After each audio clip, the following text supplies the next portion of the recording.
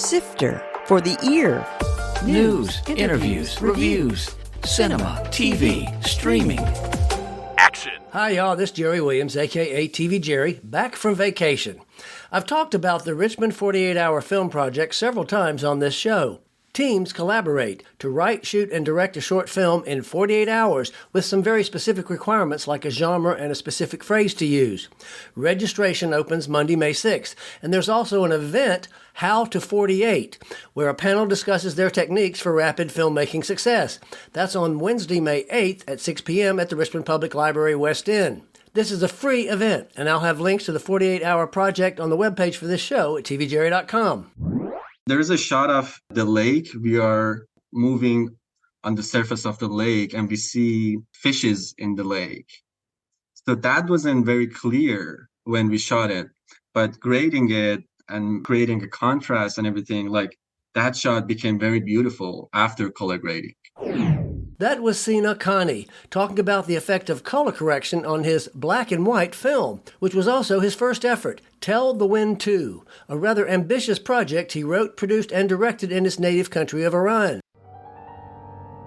It follows a naive man on a 3-day journey of self-discovery into the forest with his donkey, where he finds solace in moments of introspection. There are also elements of fantasy in this poetic rumination on life and death. یه دنیای دیگه اون بالا بود و من اون پایین گیر افتاده به نظر عادلانه میومد. Sina Khani is a Tehran-born filmmaker and a VCU graduate student. He'll be presenting Tell the Wind 2 on May 3rd as part of the ICA's First Features screening series that showcases emerging filmmakers. Sina will be there for Q&A after the screening, but we're going to get a head start with today's interview.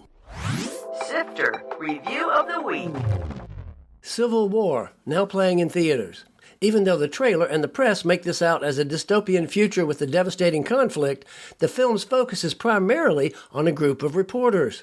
They're trying to get to D.C. for an interview with the endangered 3-term president. Writer-director Alex Garland has made sure to keep the politics somewhat ambiguous, so there's no blame or much explanation for the current situation. Kirsten Dunst leads the cast as an intrepid photojournalist. Their journey is fraught with dangerous encounters, but it's not until the final act that there's much real action. Even so, the cast is compelling and their situations are sometimes frightening. There will be inevitable political statements about the film, but it's much more about the team than the game. I gave Civil War 3.5 out of 5 stars. Sina Khani, welcome to Sifter for the Ear. Are you in Richmond? Yes. Okay. I'm currently a VCU student. And you've already made a feature film, which is pretty impressive. What's your background? How did you get into movies to start with? So I was studying computer engineering in Iran. I've always been fascinated by films since I was like 12. I wanted to become a filmmaker all my life. But I had a mathematical talent in early age, and it became so easy for me to join the engineering path. But going into academia, I realized that it's so hard to do something that you're not in love with. Mm. So during those years, I decided to just do it and make my first feature. Like everyone else was advising against it. Everyone else was talking that I should like make a short film first, maybe. I just wanted to jump from high. And it has a lot of consequences that I didn't know back then. Like what? Creating a feature film without having a prior experience is very difficult. And the financial burden it would have on you, it's like so crazy. For example, we shot this film 2 years ago. And the reason that it took 2 years for the post-production was I didn't have enough money to get a proper editor or a sound designer, or I wanted the original music for this film.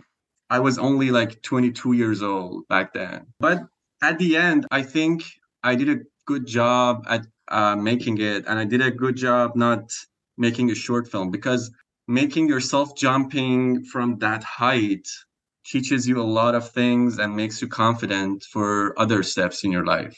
And it's in black and white. What was that decision about? One of the major parts of this film happens in the forest. And there is a 10-minute sequence that happens at night.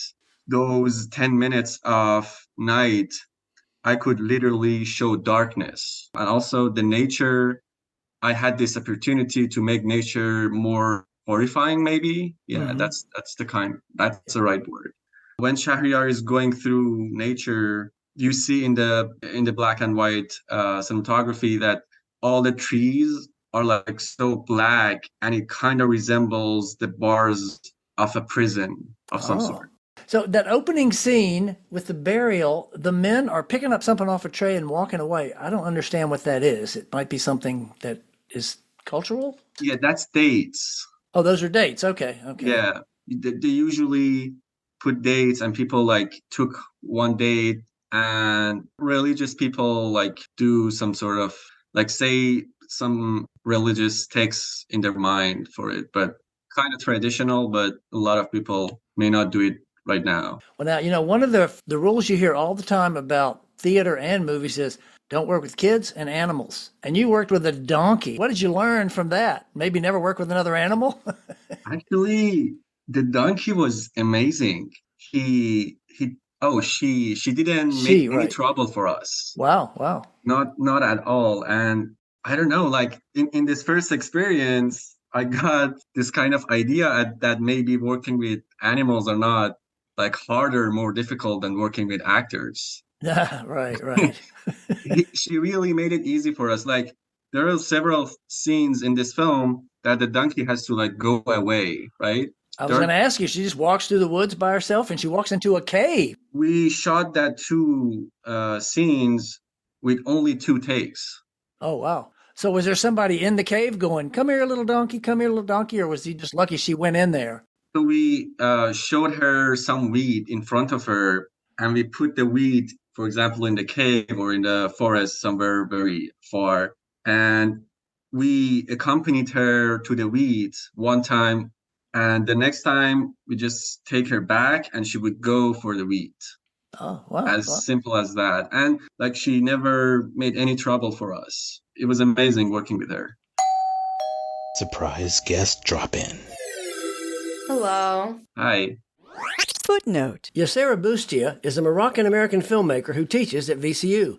3 of her shorts were screened at this year's James River Film Festival, and she was featured on a Sifter podcast earlier this month. So how do you guys know each other? Sina is actually a student of mine. Yeah, we started chatting about films. I immediately saw Sina's enthusiasm. And I believe I also went to one of their presentations that they had in the beginning of the fall semester. That was where I got a peek into Sina's first film that he is screening at the ICA. And Sina, has she been a help for you? Has she, other than teaching you in class and hopefully giving you good grades, did she give you any advice? Well, your movie was already made, wasn't it? So I guess she couldn't give you advice on what was it? You tell me. She gave me advice about professors, who to talk to, who to get in contact with. And also, actually, this opportunity to screen my film at the ICA and even this interview, I owe it to her. And I really appreciate the help she's been doing to me. Also, the projects I'm developing right now, she's been very, very helpful, and I really appreciate it. So how was he as a student, Sarah?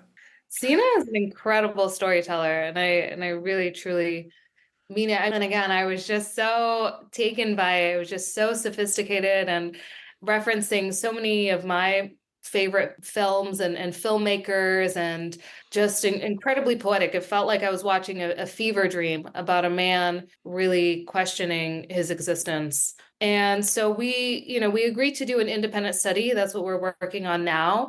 And in the class, we're really focusing on writing and some of the scripts that he's writing that he wants to produce in the short term, but also more long-term projects. Yeah, I'm going to ask you about some of those in a little bit, Sina. Sina, anything you want to say to her before she goes away? I don't have anything in mind right now. Thanks. How about thanks for watching my movie? Yeah, thank you for watching the movie and for helping me to screen it at the ICA. Of course. You've been very helpful developing my other project as well. And I can't wait to hear about that one. We'll talk about that one in a minute. Gisela, thank you so much. It's great to see you. Good to see you. Take care. Bye-bye. Yeah, good to see you. Bye-bye. Okay, let's move back to Tell the Wind 2. Since I was a director, I have to ask the technical questions and we'll get to some of the bigger issues too. But in the wood scenes, when they're walking a lot, did you add the sound effects of the birds and the foley of the walking later? Because there were an awful lot of birds and you can't always depend on having the sounds when you want them, where you want them. At the scene, we've recorded a lot of like sounds from the birds, from walking, and I think the sound recorder was really helpful. When the mixing and the editing began, actually, I wasn't there in Iran, so we were working long distance. Oh, yeah. And at that point, I came here at August, and our collaboration with the sound designer and the sound mixing guy actually happened in August. So we signed an agreement, and I just came here. He would work on the material and send me a file. I would listen to it and just give him back comments.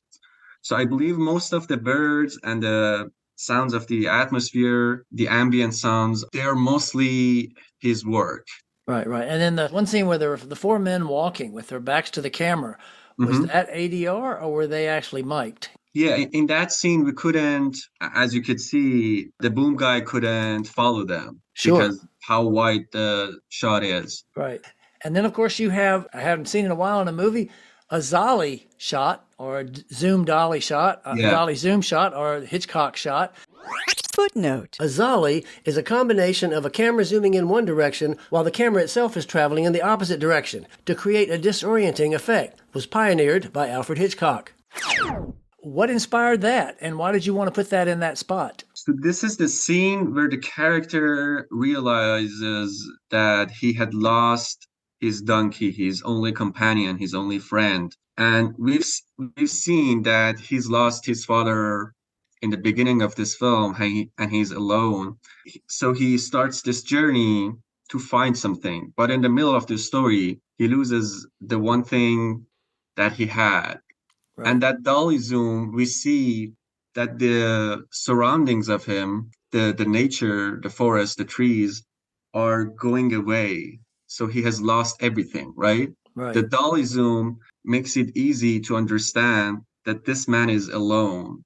His relationship to the camera is fixed because we're using dolly zoom, but the exterior, the surrounding, the nature, everything is just going away. And it's a kind of metaphor for how he's feeling inside of him.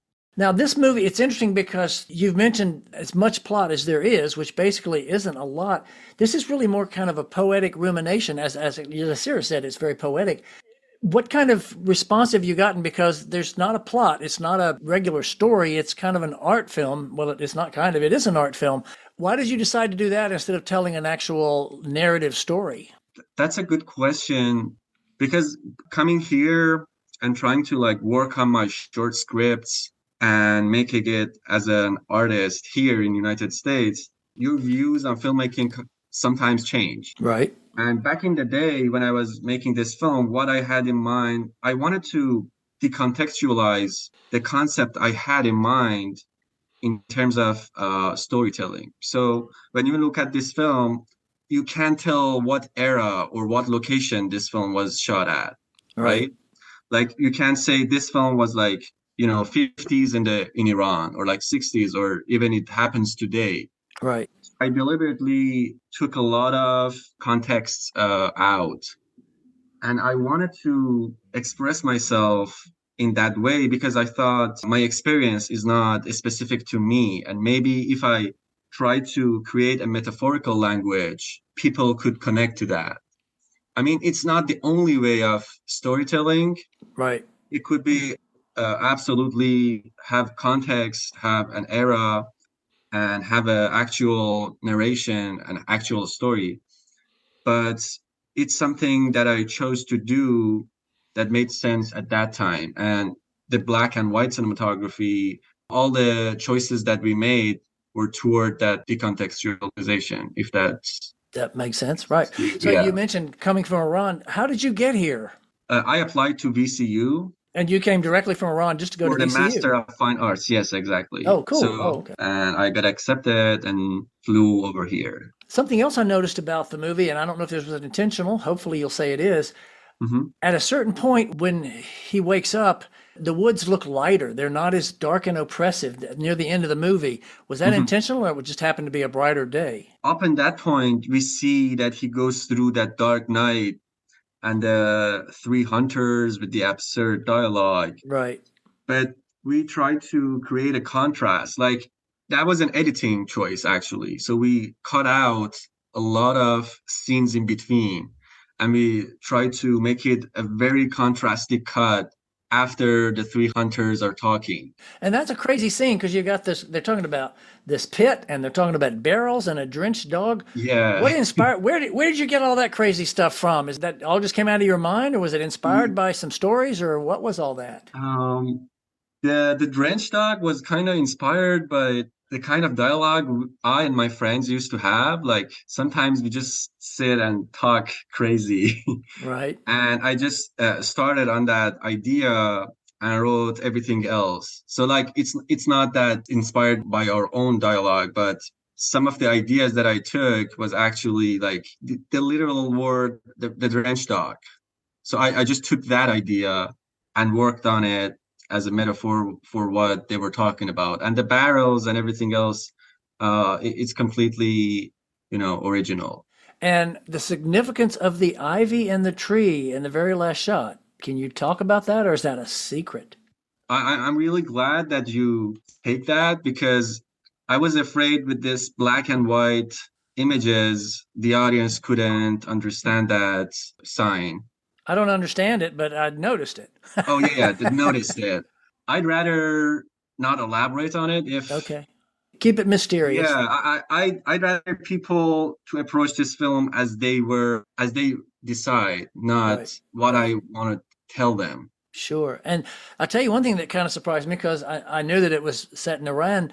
I heard just a little snippet of Ave Maria in there. What was that about? Yeah, in the music, that was the choice of the composer to add some religious signature in the last piece of music when they're having that religious dance Right.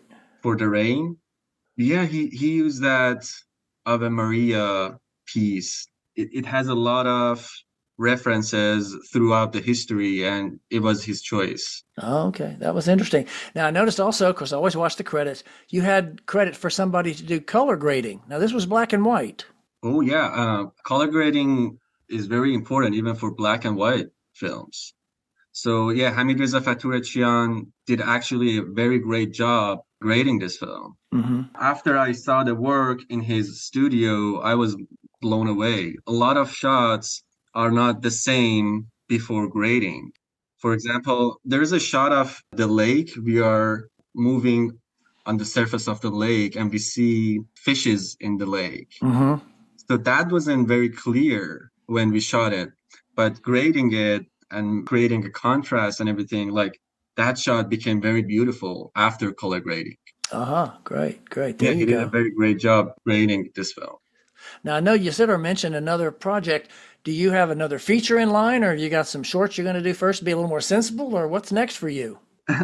There's a lot of things about this path of filmmaking that people just don't say. So I made this feature in my country where it is very cheap to make films. And I came here and like it's very hard to make longevity out of your career as a filmmaker.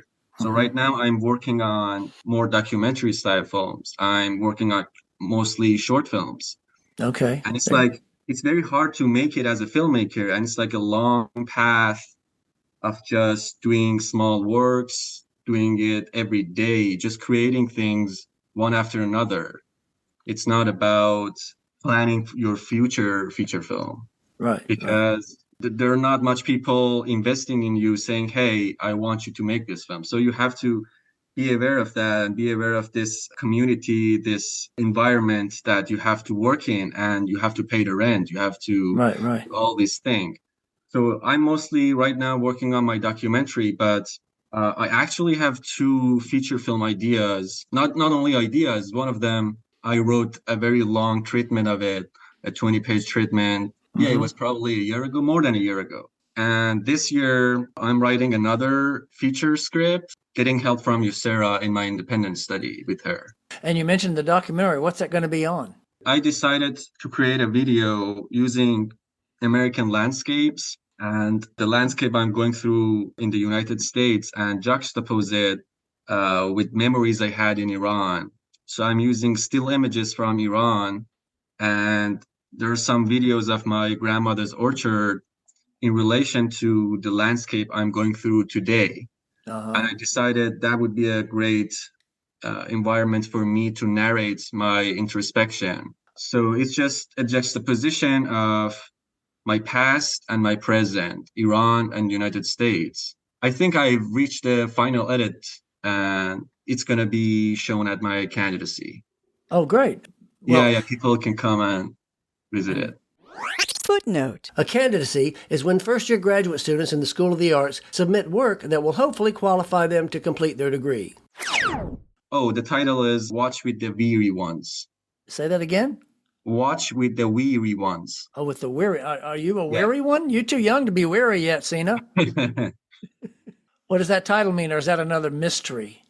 So it's taken out from Persian literature, Persian poetry. It's called Ba Khastagan Negah Kon. The best translation I came up with is Watch with the Weary Ones. Okay. And it's very personal. Speaking of watching, the last question I always like to ask everybody is, when you're not working on your project at school, what do you like to watch? What are you streaming, or what movies have you seen lately? 2023 was actually a very great year. So I watched a lot of films from this year. But other than that, I watch all the films from each era. I love films in the 60s and the 70s. I watch Tarkovsky over and over again, Bellatar over and over again. So yeah, I don't have any specific genre or era in my mind, but I try to be updated. I try to watch films from each era, from each nationality, Portugal, South Korea. East Asia is actually doing very good in cinema right now. Like I'm very interested in their films right now, and I'm like Koreeda. Lee Chang-dong is actually one of my favorite working filmmakers because there are inspirations everywhere. Yeah. Well, I'll have to say, Tell the Wind 2 is certainly an interesting experiment in artistic expression.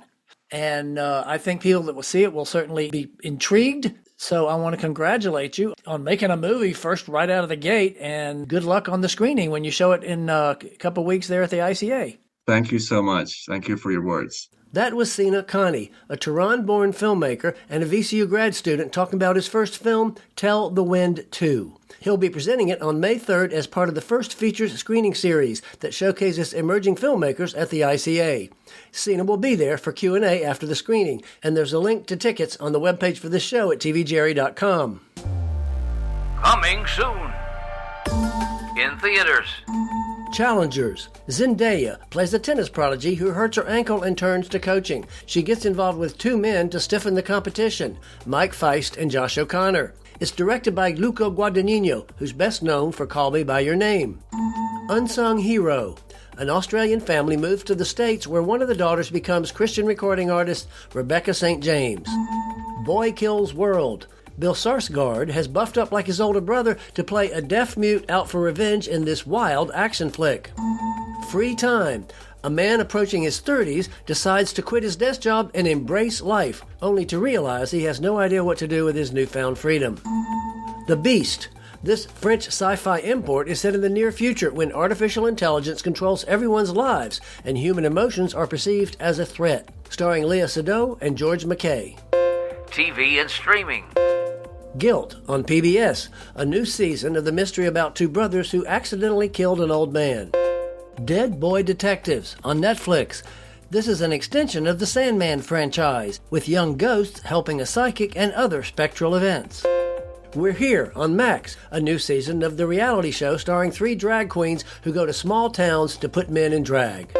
Thank You Good Night, the Bon Jovi Story on Hulu, the obvious history of the band. Infested on Shudder, a rundown French apartment building is overrun by deadly spiders. The Big Door Prize on Apple, the town that discovers a magical predicting machine, is back for a new season. I'll include a link to my podcast with Virginian Coco Brown, who's in the Big Door Prize, on the webpage for the show at TV Jerry. Next week, we'll finally hear from the promised interview with Mark Lambert, who's created animation software for Pixar and numerous cool movies. He's now working in virtual reality. This is Jerry Williams. Thanks for listening. For more Sister, including literally thousands of reviews, Visit tvjerry.com. That's a wrap.